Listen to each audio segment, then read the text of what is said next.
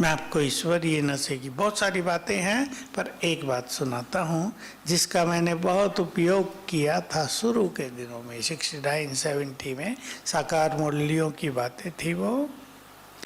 बाबा ने कहा, तुम देवताओं के साथ भी 2 युग तक रहे, फिर 2 युग मनुष्यों के साथ रहे, अब भगवान के साथ रहकर देखो। एकदम मुझे उमंग दिला देता था। फिर रहेंगे देवताओं के साथ। दूसरी बार कहा, 2 युग तुम देवताओं की गोद में खेले, पिछले 2 युग मनुष्यों की गोद में खेले, अब भगवान की गोद में खेलो। तो ये बातें हमें उमंग दिला के योग युक्त करती हैं। ऐसी बहुत नशे की बातें हैं। बाबा साकार में रात्रि क्लास जो कराते थे उसमें ब्रह्मा बाबा के अनुभव बहुत होते थे।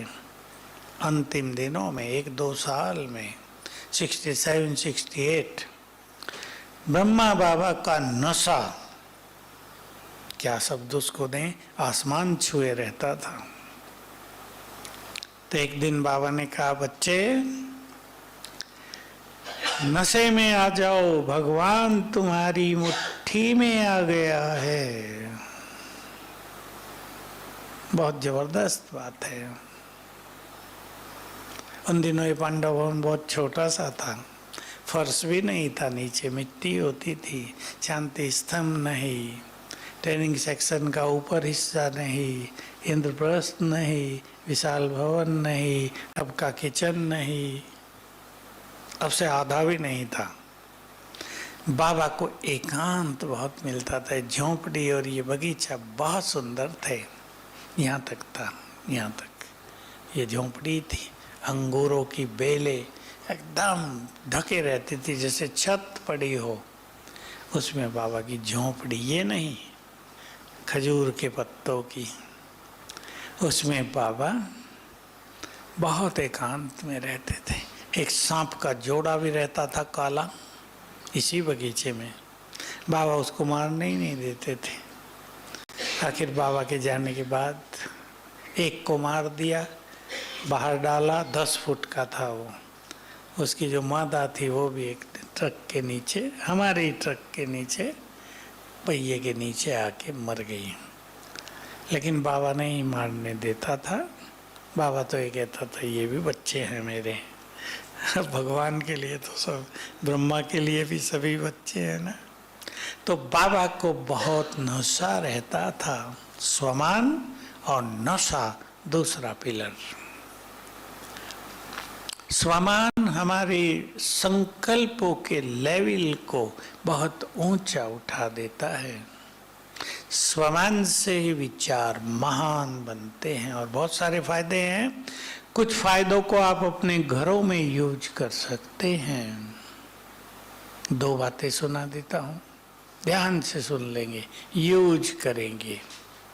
जो बच्चे स्वमान में रहते हैं, सम्मान उनके पीछे परछाई की तरह आता है। आपको लगता हो ज्ञान में चल गए, लोग दूरी बनाने लगे, सम्मान देते नहीं है, स्वमान बढ़ा दो, देखो आपके पीछे पीछे न चलें।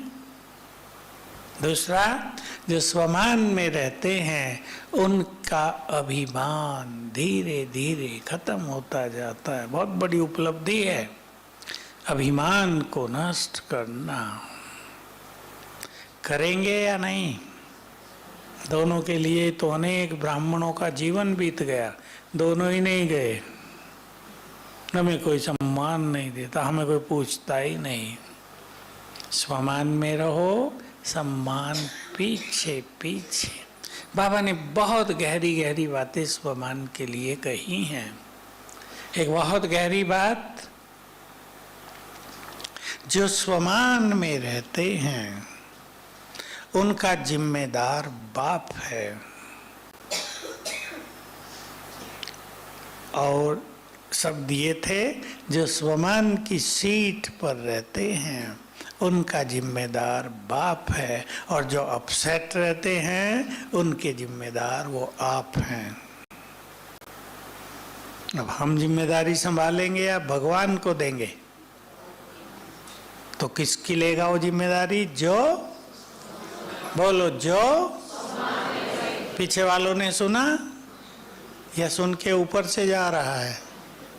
स्वमान हमारे चित्त को शांत कर देता है।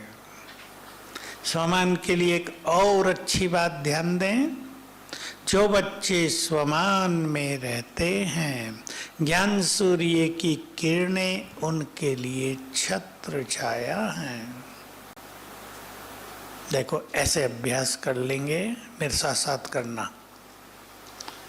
मैं मास्टर सर्वशक्तिवान हूँ, करो संकल्प सभी, नहीं मन में, मन में।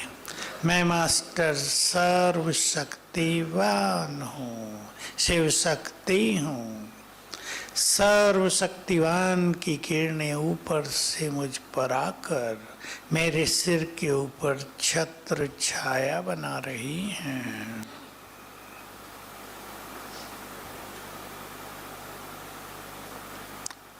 सहज योग हो जाएगा, बिल्कुल इजी। जिनका योग नहीं लगता, मैं 2 पिलर पर और आ रहा हूं, जिनका योग नहीं लगता, एक ही कारण होता है, मन बहुत भटकता है। मैं छोटी सी विधि बता रहा हूं, 3 दिन करके देख लेना। संकल्प कर लो, मुझे आज, घर जाके करना, मुझे आज सारा दिन 100 बार याद करना है, मैं आत्मा हूँ, ये मेरा शरीर है। इतना ही बस, ज़्यादा कुछ नहीं। 3 दिन कर लेना अभ्यास।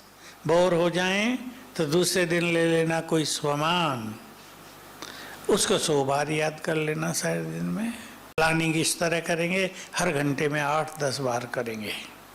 थोड़ा मिस भी हो जाएगा तो 8-10 बार करने से 100 बार हो जाएगा। देखो शाम तक चित्त कितना शांत होता है, व्यर्थ समाप्त हो जाता है। स्वमान के बहुत बड़े बड़े फायदे हैं, ध्यान दें उस पर। मैंने बहुत माताओं से अभ्यास कराया, एक जिन्होंने कर लिया उनको क्या हो गया सुनो। मैं इस घर की इष्ट देवी हूँ, अपने घर की। अभ्यास किया, घर मंदिर बन गया। जो ज्ञान में नहीं आते वो भी सम्मान देने लगे, ज्ञान में भी आने लगे। कर सकती हैं बहनें, कर सकती हैं। इसको 100 बार करने की जरूरत नहीं, पहले 10 बार करो, फिर 5 बार। जब आपको अच्छा अभ्यास हो जाए 2-3 बार बस, क्योंकि जो अभ्यास हम बार बार करते हैं वही हमारी स्थिति बन जाती है। छोटा सा सिद्धांत याद रखेंगे, बाबा ने बहुत बार सिखाया, जैसी स्मृति वैसी स्थिति। जो ये कहते हैं हमारी स्थिति नहीं बन रही, वो कुछ स्मृतियां चुन लें। स्मृति स्वरूप होना ही योग युक्त होना है। मैंने ये सब बातें बाबा के महावाक्यों से नोट की बहुत पहले। 74 की एक मुरली में कहा बाबा ने, तब ये हॉल बन चुका था, 74 में बना था। स्वमान में स्थित होना ही संपूर्ण बनना है।